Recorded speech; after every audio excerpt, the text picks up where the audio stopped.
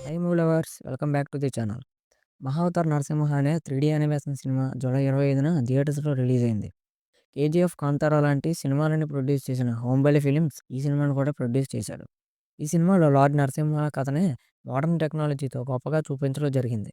ఈ సినిమా తెలుగులో కూడా అవైలబుల్‌గా ఉంది. మరి నాకు ఈ సినిమా ఎలాగనిపించిందనేది ఈ వీడియోలో చూద్దాం. ఈ మూవీ యొక్క కథ హిరణ్యకశిపు అనే రాక్షస రాజు గురించి.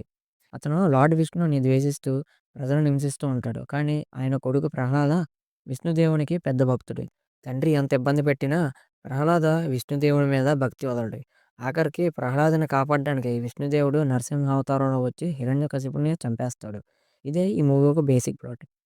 మరి నేనైతే ఈ 'మహావతార్ నరసింహ' మూవీ ఒక చాలా మంచి అటెంప్ట్ అని చెప్తాను.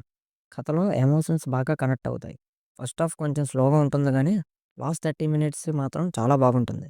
ఈ మూవీలో గూస్ బంప్స్ వచ్చే సీన్స్ చాలానే ఉన్నాయి. ఈ సినిమా పిల్లల నుంచి పెద్దవాళ్ళ వరకు అందరికీ నచ్చుతుంది. ఈ సినిమా ఒక డబ్బింగ్ కూడా చాలా బాగుంది. ఎక్కడ ఇది ఒక తెలుగు డబ్బింగ్ సినిమాలాగా అనిపించదు. ఇంకా టెక్నికల్ ఆస్పెక్ట్స్ విషయానికి వస్తే డైరెక్టర్ అశ్విన్ కుమార్ మన పురాణాన్ని యానిమేషన్స్‌తో బాగా చూపించాడు. యానిమేషన్ వీఎఫ్ఎక్స్ కొన్ని సీన్స్‌లో సూపర్‌గా ఉంది కానీ, కొన్ని సీన్స్‌లో యావరేజ్‌గా అనిపించింది. ఇంకా మ్యూజిక్ విషయానికొస్తే 'శ్యామ్ సీఎస్' ఇచ్చిన బ్యాక్‌గ్రౌండ్ స్కోర్ ఈ సినిమాకి పెద్ద హైలైట్ అని చెప్పాలి. క్లైమాక్స్‌లో వచ్చే మ్యూజిక్‌కి గూస్ బంప్స్ పక్కా. ఫైనల్‌గా ఈ మూవీకి నా రేటింగ్ 8/10. 'మహావతార్ నరసింహ' యానిమేషన్ ఒక చాలా మంచి సినిమా. కథ మనకి తెలిసిందే అయినా చూపించిన విధానం, ఎమోషన్స్ అండ్ భక్తి చాలా బాగున్నాయి. ఫ్యామిలీతో కలిసి చూడడానికి, పిల్లలకి చూపించడానికి ఇది ఒక మంచి పర్ఫెక్ట్ సినిమా అని నా ఒపీనియన్. మరి ఈ సినిమాని థియేటర్స్‌లో 3డీలో చూడండి. అప్పుడే ఒక మంచి ఎక్స్‌పీరియన్స్ వస్తుంది. మరి మీరు ఈ 'మహోతార్ నరసింహ' మూవీని చూసారా?